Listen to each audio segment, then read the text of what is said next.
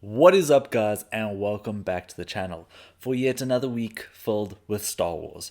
And in this week's episode, we have Star Wars on PS4, or every game that was released on PS4 within the Star Wars franchise. Really need to get better at these intros. But anyways, Star Wars on PS4 has a lot of games, and there's a lot of games where there are two sets of titles. But there's also a lot of digital only games that appeared on PlayStation VR. So there's quite a few that I've left out because my criteria are they have to have had a physical release that was widely available, not like a limited run games where I know Star Wars Racer Revenge and Star Wars Bounty Hunter each had limited run games. However, they're not going to appear on this list because they didn't have normal wide-scale physical releases, unlike Star Wars Racer and Star Wars Republic Commando. What do you call it? Double packs. These were readily available, whereas those limited run ones were not.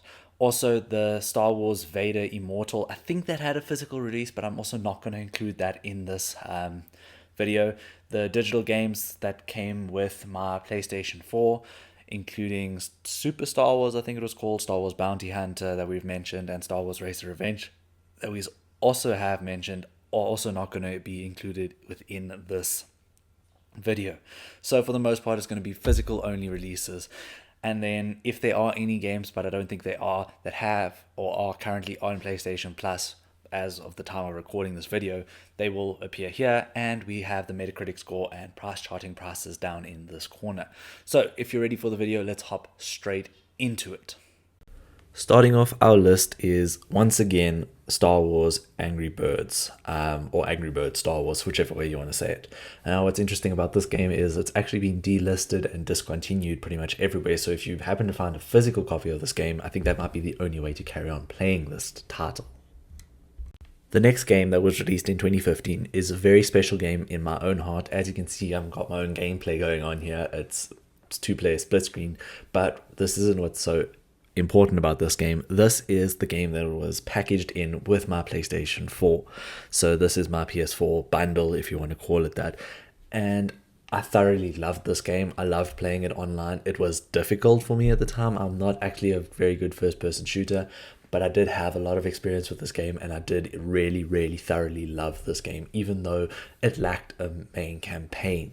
However, if the servers are still online, I'm not entirely sure. I still think it's worth hopping back into this title.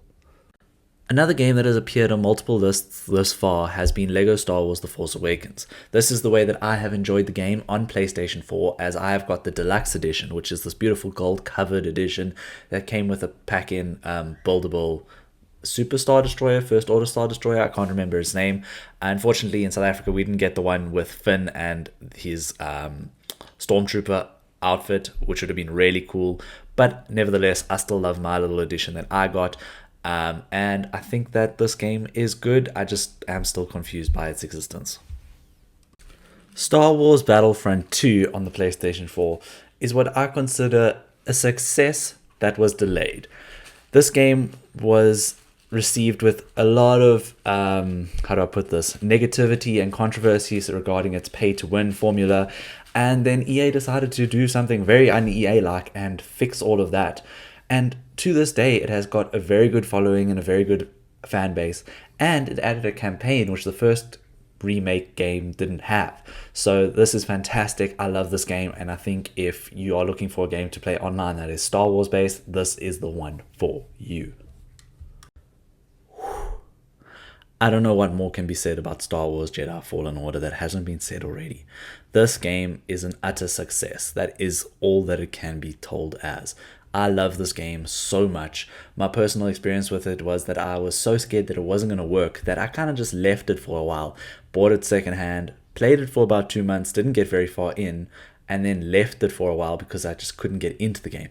Then picked it up like a month or so later, started playing it, could not put it down until I got the Platinum Trophy.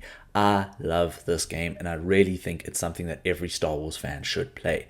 Just be wary, the first hour or two can be a bit slow, but once you get into the main juice of the story, it is fantastic.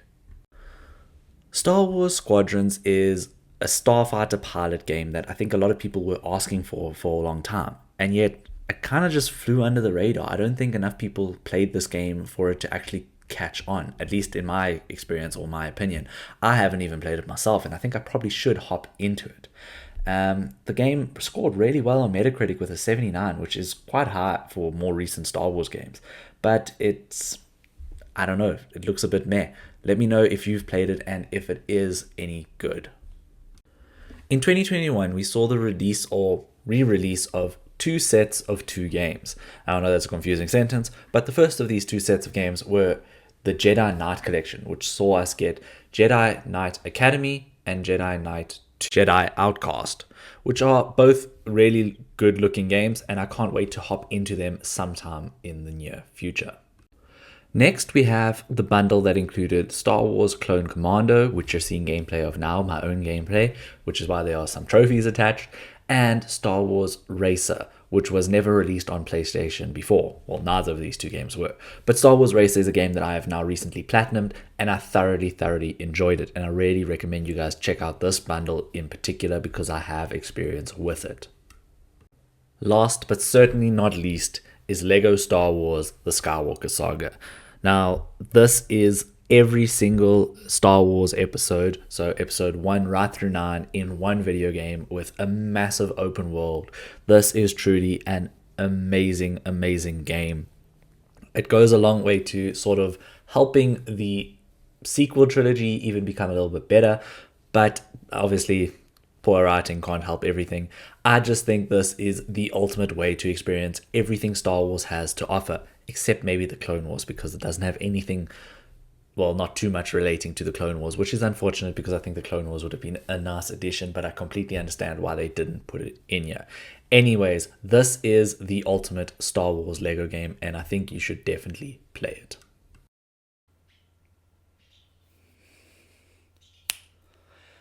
Thank you guys so much once again for watching another one of my Star Wars videos, and today we covered the beast that is the PlayStation 4, which has had some fantastic titles released on it.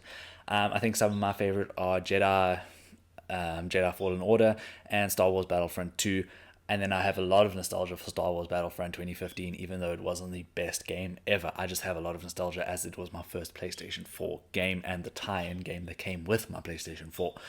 But I digress. I want to just say thank you so much for watching this series. And if you haven't watched any of the others, make sure you're watching all of them. I have done PS1, PS2, PS3, PSP, and PS Vita in one video. So please, if you haven't seen those, make sure you go check them out. Otherwise, please like and subscribe and stay tuned for more content coming every Friday very soon. Thank you so much. Cheers.